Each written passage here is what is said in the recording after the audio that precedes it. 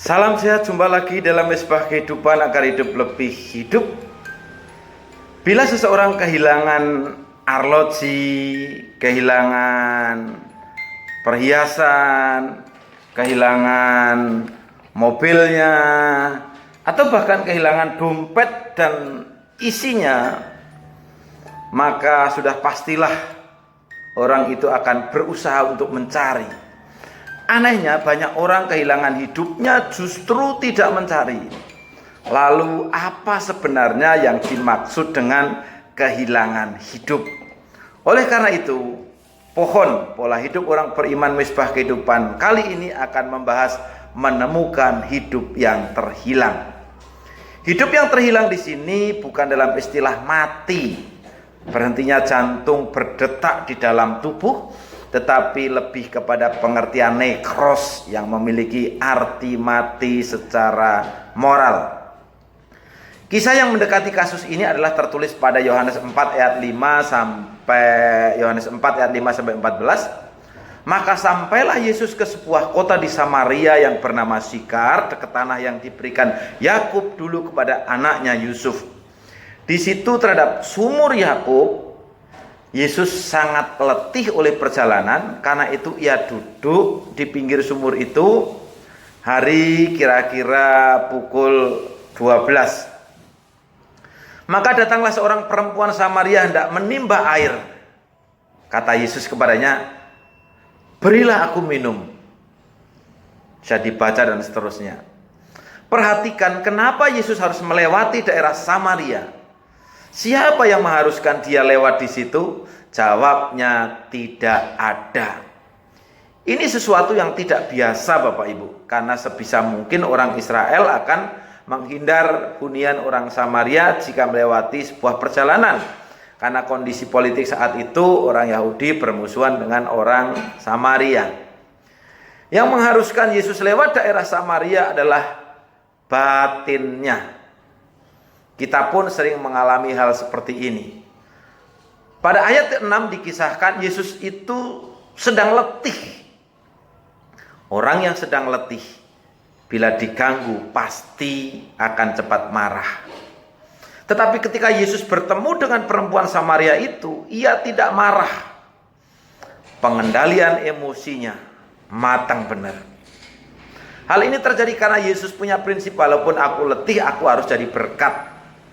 Bahkan ketika perempuan itu memperingatkan bahwa mereka seharusnya tidak boleh bercakap-cakap sebagai kubu yang berbeda, Yesus berkata, "Jikalau kamu tahu tentang karunia Allah," dan seterusnya. Perempuan ini mendebat Yesus dengan berkata, "Tuhan, katanya yang benar itu menyembah di Gerizim.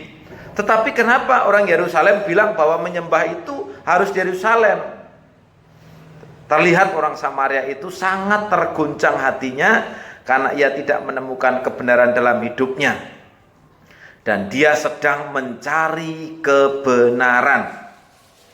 Kalau saudara tidak keberatan, saya akan meminjam istilah bahwa Gerizim ini mewakili gereja yang punya label musiknya ngerok, pelayanan tumbang, bermanifestasi, suka jingkrak-jingkrak, yang happy-happy.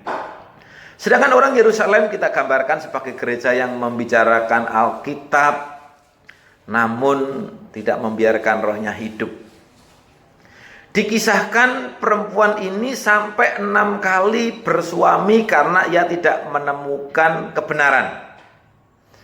Ia tidak menemukan kebenaran. Di Gerizim tidak, di Yerusalem pun tidak. Bukankah di sekeliling kita hari-hari ini, mudah-mudahan ini bukan saudara, kita sering menemukan orang yang berpindah-pindah gereja karena tidak ada gereja yang mampu memuaskan hatinya. Banyak orang yang mau bertemu dengan Tuhan hanya untuk mengharapkan sesuatu, tetapi bukan untuk menyenangkan dengan sesuatu. Yang dicari hanya kesenangan pribadi. Kepuasan sejati bukan berasal dari dunia, melainkan dari Allah yang memberikannya di dalam firman kebenarannya. Seperti itulah perempuan Samaria di atas setelah menemukan kebenaran dalam Kristus. Dan ia menemukan hidupnya kembali. Jadi hidupnya yang terhilang, dia temukan di dalam Kristus Yesus. Ia tidak memikirkan masalah pertentangan antara Samaria dan Yahudi.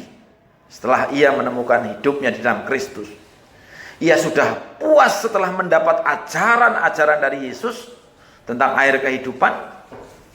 Dan ia sangat bersyukur setelah mendapatkan air kehidupan yang tidak akan pernah kering. Dan ia tidak akan haus lagi. Bagaimana dengan kita, Bapak Ibu Saudara?